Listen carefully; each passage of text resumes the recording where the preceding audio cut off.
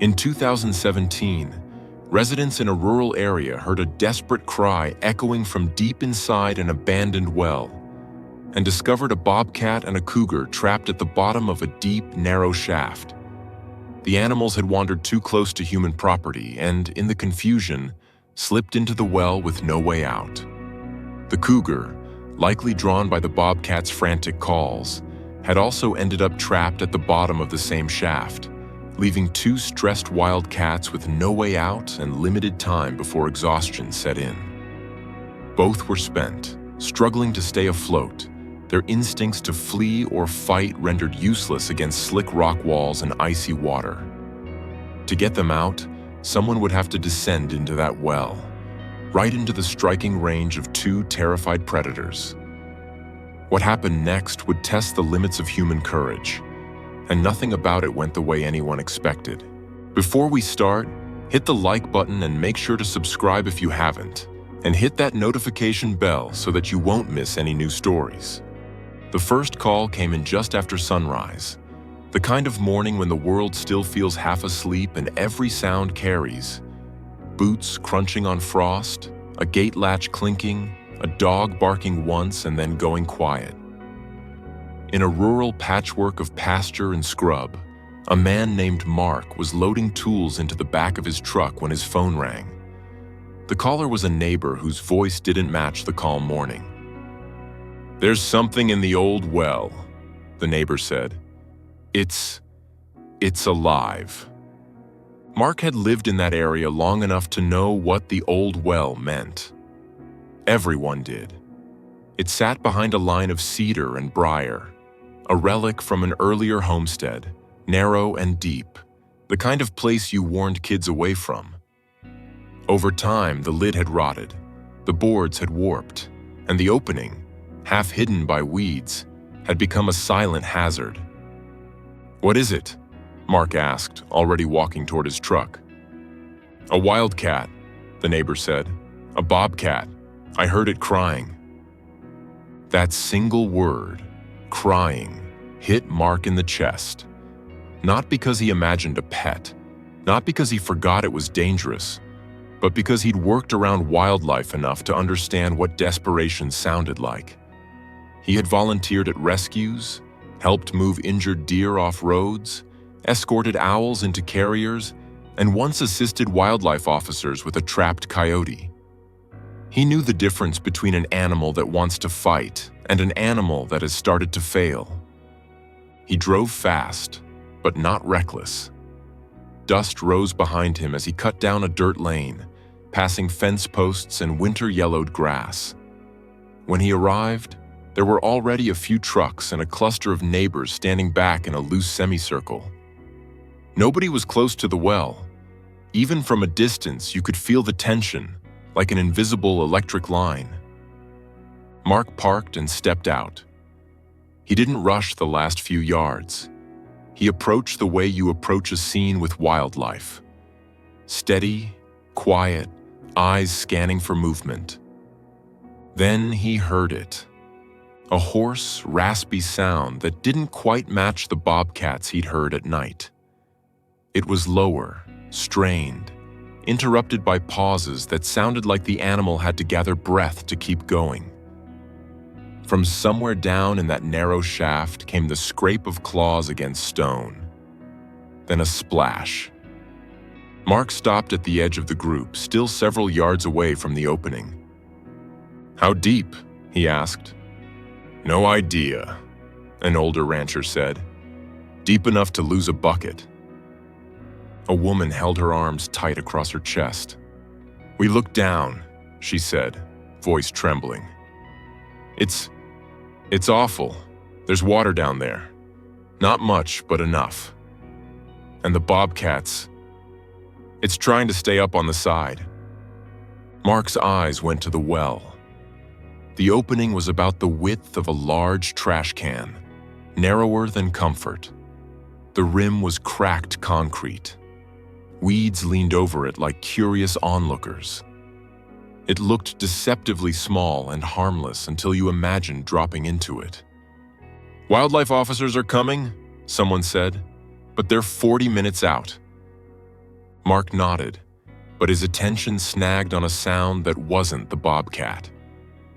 Beneath the rasping cry was another, deeper rumble, more like a breath forced through a tight chest. Mark felt the hairs lift on his arms. "There's another animal down there," he said. The group went quiet.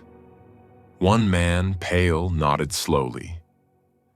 "I didn't want to say it," he admitted. "But I think I saw a tail, long, thicker." Mark didn't lean over. He'd learned that lesson young. You don't put your face above a trapped predator. You don't give it a target. You also don't risk losing balance on an old rim. He crouched several feet back, reached for a long branch someone had cut, and eased it toward the opening until he could see a reflection in the water below. It took his eyes a second to adjust, but then the shape resolved. A bobcat clung to a rough spot on the stone, forelegs shaking, hindquarters slipping, its coat darkened with wet. And below it, half submerged, shoulders pressed into the narrowness, was a cougar. Not a small one. The cougar's ears were pinned back, and its eyes were wide, reflecting light in two pale coins. It wasn't thrashing the way panic would suggest. It was conserving energy, chest rising and falling in slow, hard pulls. In a shaft that narrow, there was nowhere for it to turn, nowhere to climb. The bobcat above it seemed to be the only thing keeping its own paws from touching the water for long. The scene didn't make sense at first. Bobcats and cougars share territory, yes. They avoid each other when they can. A cougar can kill a bobcat. But nature is full of strange alignments when fear and exhaustion strip away the usual rules. Mark pictured the bobcat slipping in first, the sudden drop, the frantic calls echoing up the stone like a siren. He pictured the cougar nearby, maybe passing through, maybe drawn by the sound, perhaps curious, perhaps opportunistic. In the confusion of brush and broken boards, it could have stepped on the wrong patch of ground and fallen in two. Now two predators were trapped together, both too tired to fight, both too cramped to assert dominance. And the clock was ticking. "Okay," Mark said, rising slowly. "Everyone stays back. No kids, no dogs, nobody leans over." A few people nodded vigorously, grateful someone sounded like he had a plan. Within minutes, the first wildlife officials arrived. 2 trucks, then a trailer with equipment. They spoke to the neighbors quickly, then approached the well with careful, professional restraint. One officer, a woman with sun-browned skin and a calm voice, introduced herself. "Mark?" she asked. "They said you've got experience." "Some," he answered. "Not with this." "No one has," she said, letting a small, humorless breath escape. She peered down the shaft without leaning far. Her expression tightened when she saw the cougar. "2 cats," she murmured. "That complicates everything." A veterinarian arrived soon after, a man with a hard case of supplies and a face that showed both urgency and caution. He listened as the officer described the depth, the water, the narrowness. "We can sedate," he said, then shook his head before anyone could argue. "But not here, not both. In water like that, sedation is a gamble. If either of them goes under, we lose them." "So what?" someone asked from the group. "We do nothing?" The officer turned and raised her voice so everyone could hear. "We're not doing nothing. We're going to extract, but we do it awake, and we do it safely, which means we slow down and we do it right." She looked at Mark. "We have a metal cage system. It's not a full descent, just enough to get someone partway down, stabilized. We'll run a rope harness and a pole loop. The goal is to secure the Bobcat first, lift it out, then secure the Cougar. Mark felt his stomach drop in a way that had nothing to do with the well. The plan was logical. It was also terrifying. The officer watched his face. "You don't have to volunteer," she said. "We have staff trained for this." Mark looked down at the well again. The Bobcat's paws slipped, then caught. Its head tipped back, mouth open in a sound that barely carried. For a moment, it looked less like a predator and more like a drowning child clinging to the edge of a pool. Mark swallowed. "I'll help," he said quietly. "If you need an extra pair of hands." They moved into action with the kind of tight coordination that comes from people who've done dangerous work before. The equipment came out. Thick ropes, pulleys, a tripod system anchored solidly, a metal cage platform designed to keep a rescuer from brushing the shaft walls, gloves, helmets, a long pole with a loop at the end, sturdy, controlled, meant for guiding and catching without grabbing. Mark let them harness him. Chest strap, leg strap, safety line clipped twice, checked twice. The officer didn't just glance at the knots. She tested them, tugging with force. The vet stood by, not sedating, but ready with emergency measures, ready to respond if either cat began to crash from hypothermia or shock. Before he approached, Mark turned to the group of neighbors. Some of them were elderly, standing stiffly in coats and hats, eyes fixed on the opening with the kind of worry that doesn't make noise. He saw his own father's face in one of the men, creased, tired, deeply human. "This is going to look scary," Mark said gently, "but we're doing it step by step. I need you all to stay back and stay quiet. The calmer it is up here, the calmer it is down there." They nodded, hands clasped, breath held. Mark stepped onto the metal cage platform. The rope creaked. The pulley system tightened. He felt the lift of his weight as the cage edged over the opening and began to lower, slowly, steadily, a controlled descent into a narrow throat of stone. The air changed as he went down. It was cooler, damp, carrying that underground smell, wet rock, old leaves, something metallic. The light above shrank from a wide circle to a smaller, brighter ring. Shadows moved across the walls as the cage passed. He didn't go all the way down. The plan was to stop him above the animal's reach, close enough to guide, but far enough to avoid a strike. Even exhausted, those cats could lunge. Claws and teeth don't need much room. When he was close enough to see clearly, his breath caught. Up close, the bobcat's ribs showed faintly through wet fur.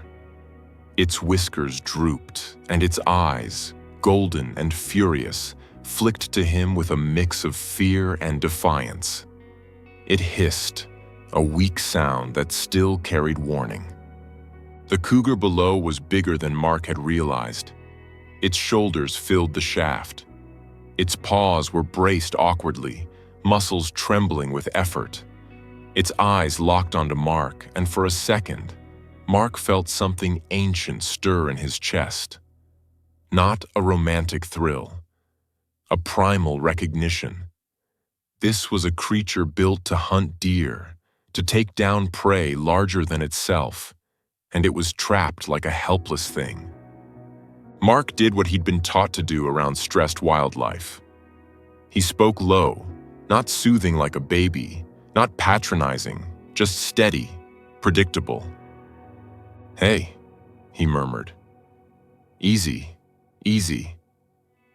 He guided the pole loop toward the bobcat first. The bobcat snapped at the air, not quite reaching, claws scraping stone. Mark's heart pounded so hard he felt it in his throat.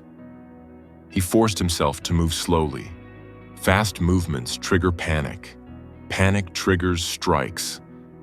The loop had to go over the bobcat's body in a way that wouldn't choke it, a placement that could be tightened into a harness-like hold. The wildlife officer above coached him, voice coming down the shaft like a lifeline. A little left. Good.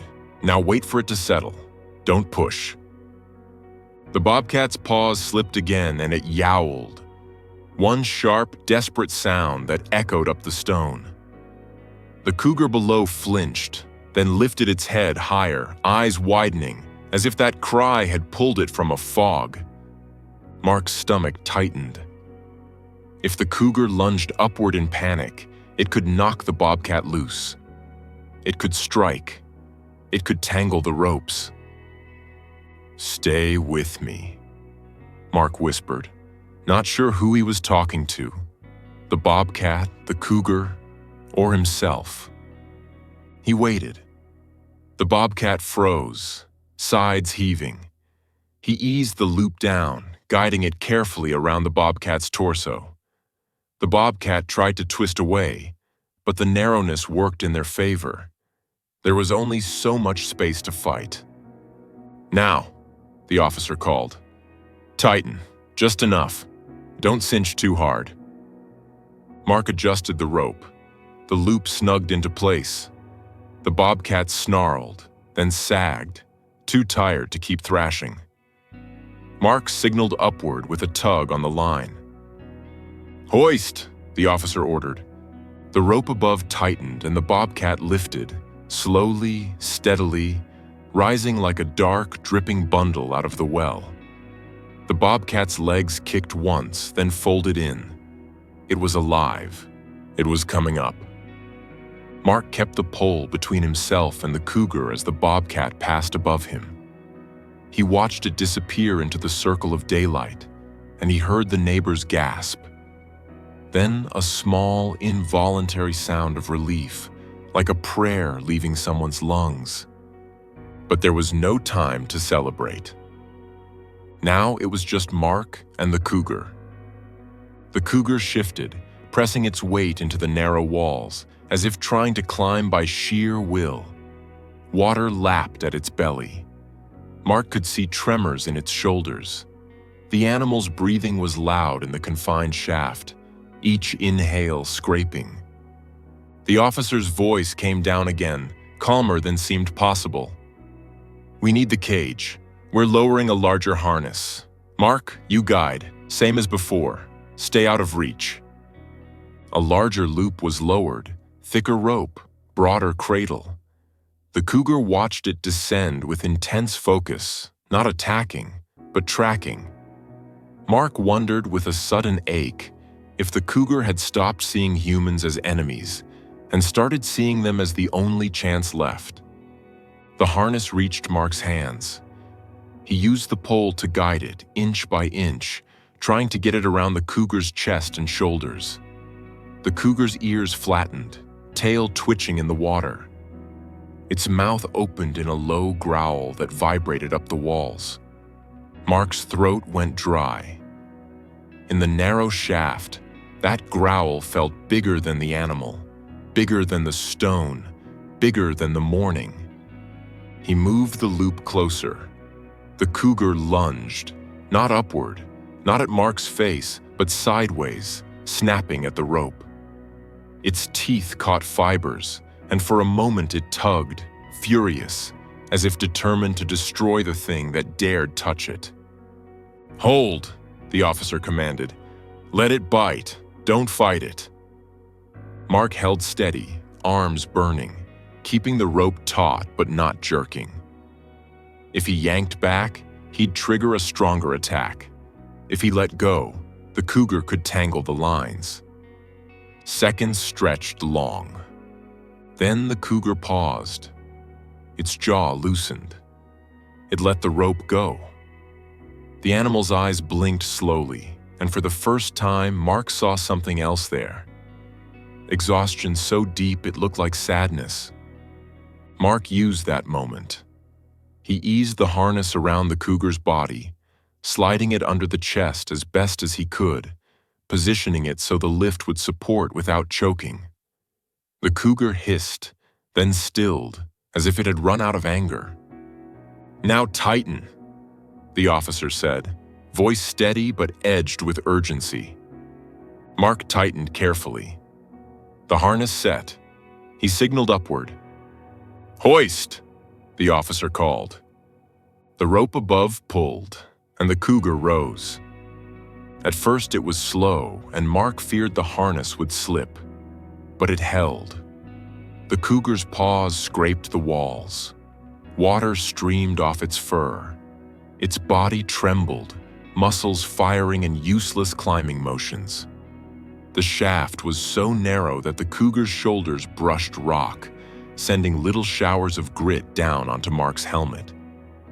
He kept his pole up, ready, eyes fixed on the harness points. He held his breath as the cougar passed him, close enough that he could smell its wet fur and the sharpness of its fear. Then it was above him, and then it was gone, lifted into daylight. Mark heard something he didn't expect. Cheering. Not loud, not reckless, but a wave of voices breaking into relieved sobs and shaky laughter. He heard a woman say, "Oh, thank God," over and over. He heard someone clap a hand against someone else's shoulder like they were grounding themselves in reality.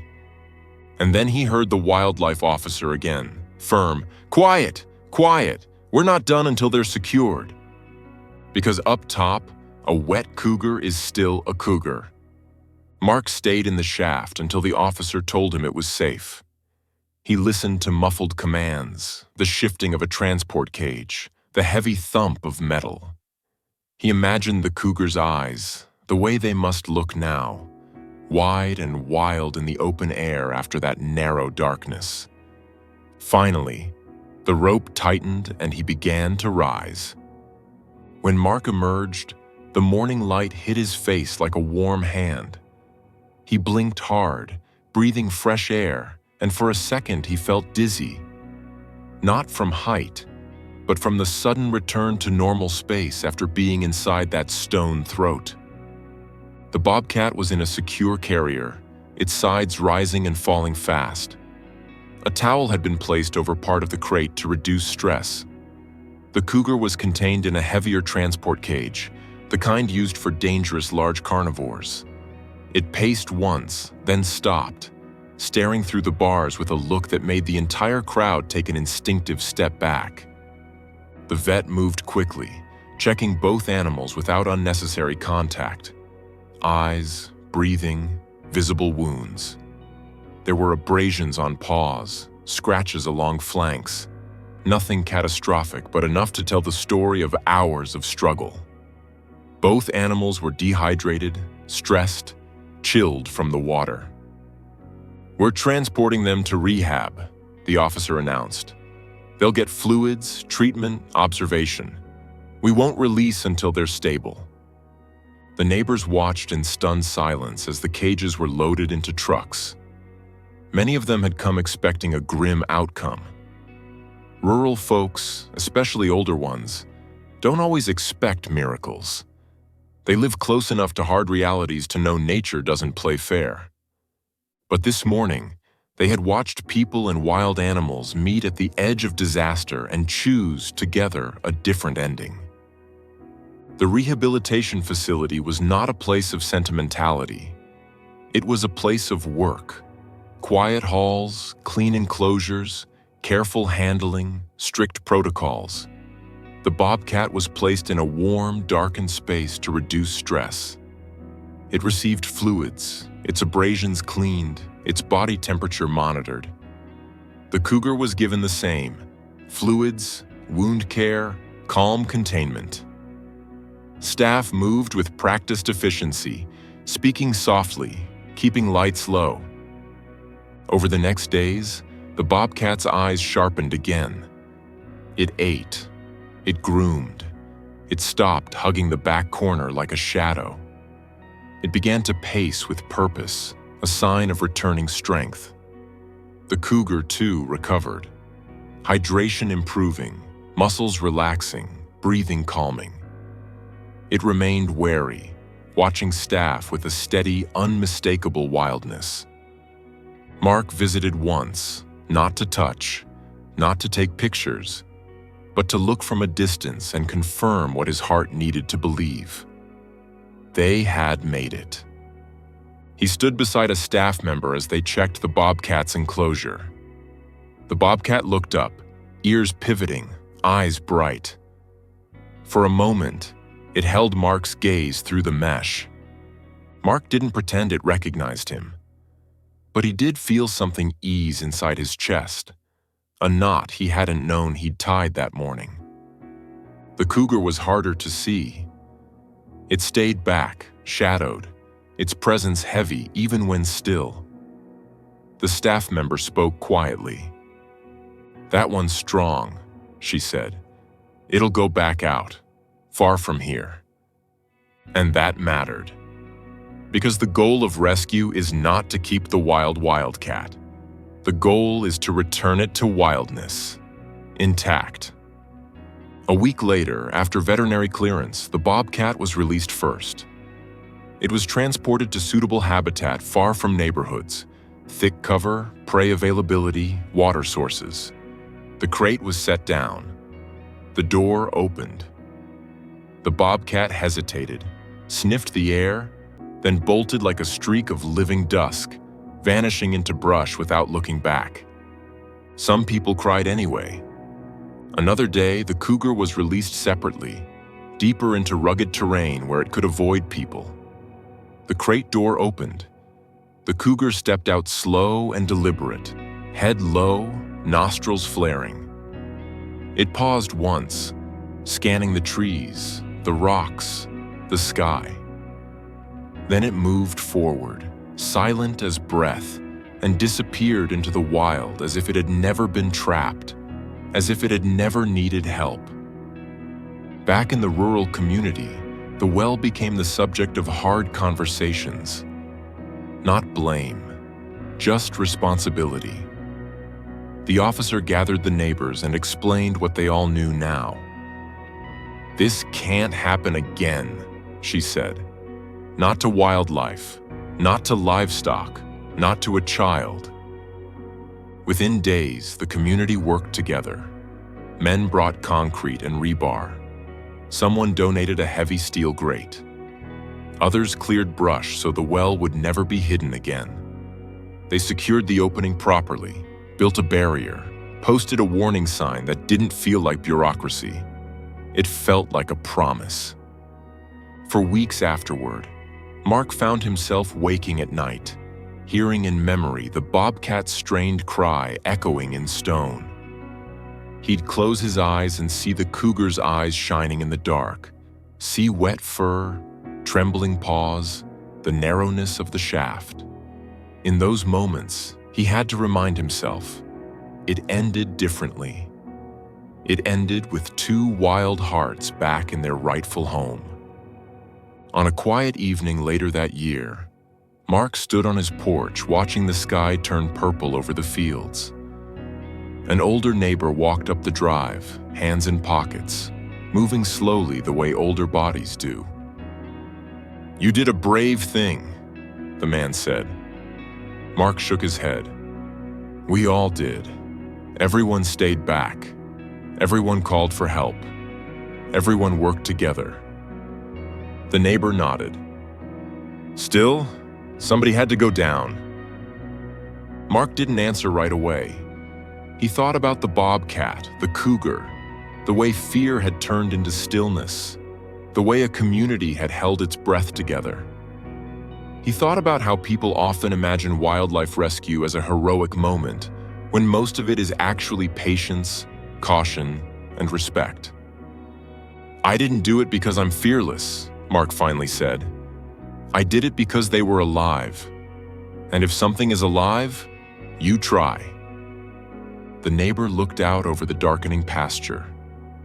"Funny thing," he said softly.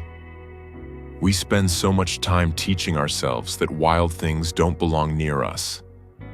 And that's true. But sometimes wild things remind us what we're supposed to be too." Mark felt his throat tighten. He didn't argue. He didn't need to. Somewhere out beyond the tree line, the bobcat moved through brush, silent and watchful, back where it belonged. Somewhere deeper in rugged country, the cougar traveled a ridge at dusk, the wind carrying scents of deer and pine. They would never know the names of the humans who pulled them from darkness. They wouldn't repay anyone with loyalty or gratitude the way a dog might. But that wasn't the point. The point was that in a narrow stone throat where two predators had been reduced to trembling survivors, humans chose not to turn away. They chose calm over panic, teamwork over spectacle, and courage that didn't shout. And in a small rural community, older folks who had seen plenty of harsh endings got to witness something rare. A morning where fear didn't win. A morning where a bobcat and a cougar, two animals built for wild independence, were given a second chance, not because they became less wild, but because people respected their wildness enough to save it. Long after the well was sealed and the trucks had left and the story had spread across diner counters and church steps, what remained was simpler than drama. A quiet truth that settles deepest in the hearts of those who've lived a long time. Sometimes the most astonishing thing isn't that a man climbed into a well. It's that a whole community stood back, held steady, and chose compassion, so two frightened wild cats could climb out, breathe again, and disappear into the wide, waiting world.